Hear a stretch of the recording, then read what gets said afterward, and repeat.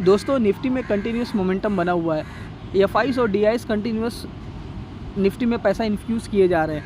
Indian stock market में foreign institutional investor का रुझान बना हुआ है। वो कंटिन्यूसली एक बाय साइड इन्वेस्टमेंट कर रहे हैं और डिलीवरी उठा रहे हैं। बहुत ही हैवी क्वांटिटी में वो पैसा मार्केट में इन्फ्यूज़ कर रहे हैं, जिसकी वजह से मार्केट में एक लिक्विडिटी बनी है।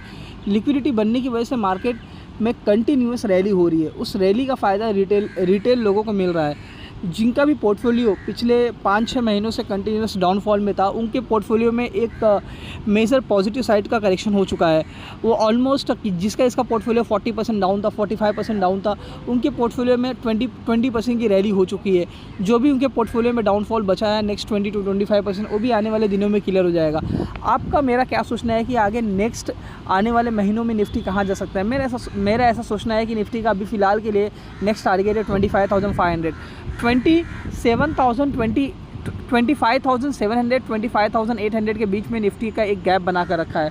वो गैप को फिलअप करने निफ्टी जा सकता है। उस गैप को फिलअप करने के बाद निफ्टी में एक रिट्रेसमेंट आपको देखने को मिल सकता है। वो रिट्रेसमेंट के बाद निफ्टी में एक आपको बाय साइड में जंप देखने को मिलेगा टूवर्ड्स अपना टारगेट है निफ्टी में 26,000 जो ये है 26,277, यहाँ तक निफ्टी जाएगा।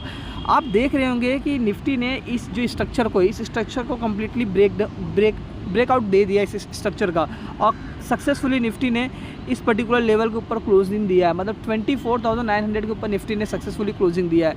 ये क्लोजिंग ये दिखाता है कि मार्केट में स्ट्रॉन्ग मोमेंटम बना हुआ है और मार्केट में अभी नेगेटिव ट्रेंड बनाने की कोई ज़रूरत नहीं है। ये कंटिन्यूस जब फॉल हुआ था, फॉल के बाद मैं आपको कंटिन्यूसली मैं ही बोल रहा था कि 22,000 का एक मेजर बॉटम बन चुका है। इस बॉटम बनने के बाद निफ्टी में आपको एक अपसाइड का जोन देखने को मिल सकता है। वही जोन आपको देखने को निफ्टी में कंटिन्यूस मिला है। दोस्तों ये गैप फिलअप करने के बाद निफ्टी में एक रिट्रेसमेंट होगा। 25,500 का वेट करने के बाद थोड़ा सा निफ्टी में रिट्रेसमेंट होने के बाद ये अपसाइड जाएगा 25,800। फिर 25,800 पर जाने के बाद थोड़ा सा पॉज लेगा, देन 26,300 की तरफ ये जाएगा और एक नया new high, life time high बनाने की कोशिश करेगा।